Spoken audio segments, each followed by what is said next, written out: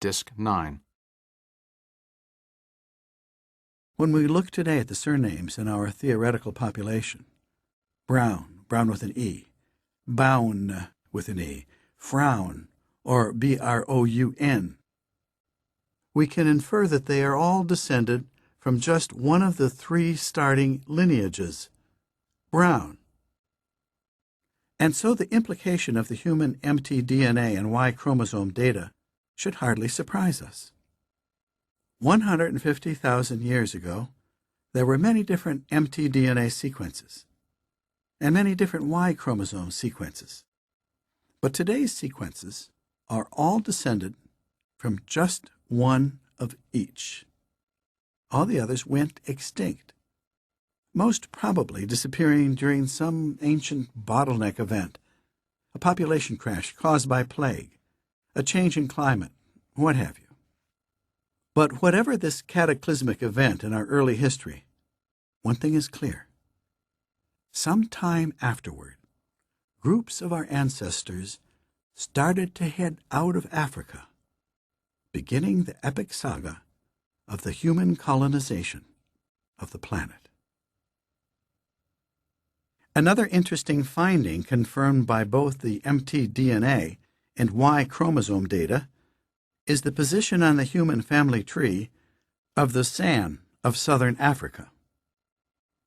The San are also known as Bushmen, Sanqua in Dutch, a derogatory term given to them by Dutch settlers in the late 17th century. Theirs is the longest and therefore the oldest branch on the tree.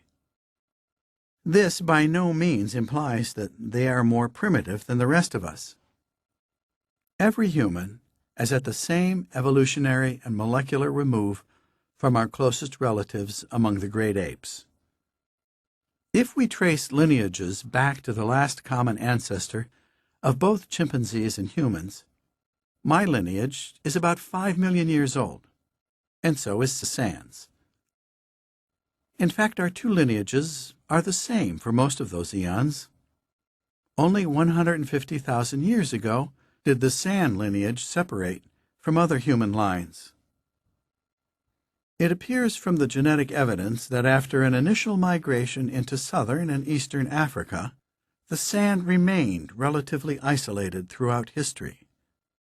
This pattern is borne out by sociolinguistics when we consider the distribution of the San's unusual, at least to my ears, click languages. Their current distribution is extremely limited owing to the expansion of Bantu-speaking people from West Central Africa, starting about 1,500 years ago. The Bantu expansion displaced the San to marginal environments like the Kalahari Desert. Given their relatively stable history, do the San provide a snapshot of what the ancestors of all modern humans were like? Possibly, but not necessarily. Substantial change may well have occurred along the San lineage over the past 150,000 years. Even inferences from the San about our early ancestors' ways of living are questionable. The San's present lifestyle is an adaptation to the harsh desert environment to which they have been confined since the relatively recent arrival of the Bantu speakers. In 2000, I experienced the unique thrill of living for several days in a San community in the Kalahari. I was struck by their remarkable pragmatism, their efficient, no-nonsense way of taking on all tasks before them, even those outside their normal experience, like fixing a flat tire. I found myself wishing that more of my colleagues were likewise adaptable. And if in genetic terms these people are as genetically different from me as any on the planet, I could not fail to be impressed by just how like-minded we were. The genetic and cultural uniqueness of the San will disappear shortly. Young people in the Kalahari show little desire to continue the simple hunter-gatherer lifestyle of their nomadic parents. When, for instance, the group I visited staged a traditional trance dance, the younger members were visibly embarrassed by their elders' antics. They will move away from their communities and marry into other groups. In fact, history has already recorded a trend toward mixture between the San and other groups.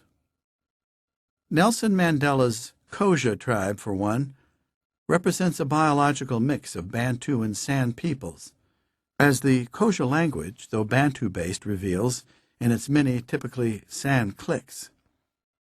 In our technologically accelerated day and age, it is unlikely that the genetic and cultural integrity of the San will survive much longer.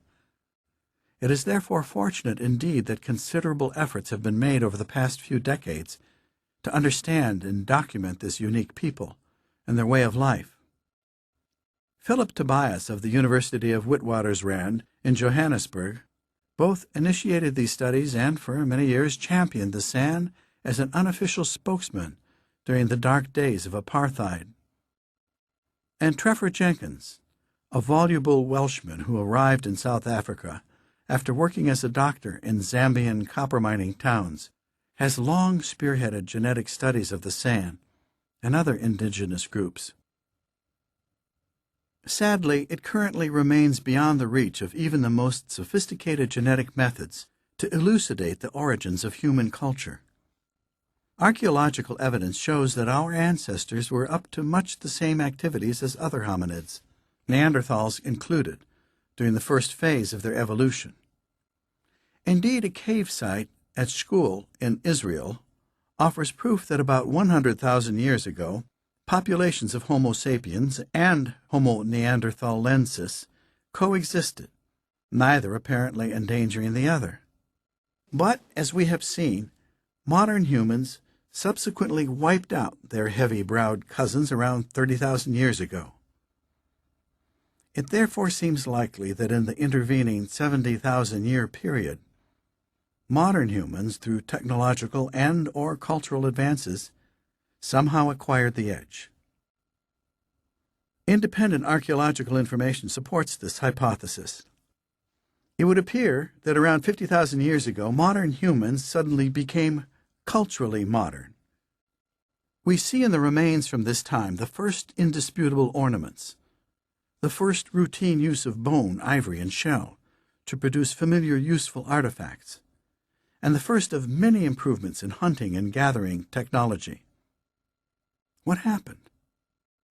We shall probably never know.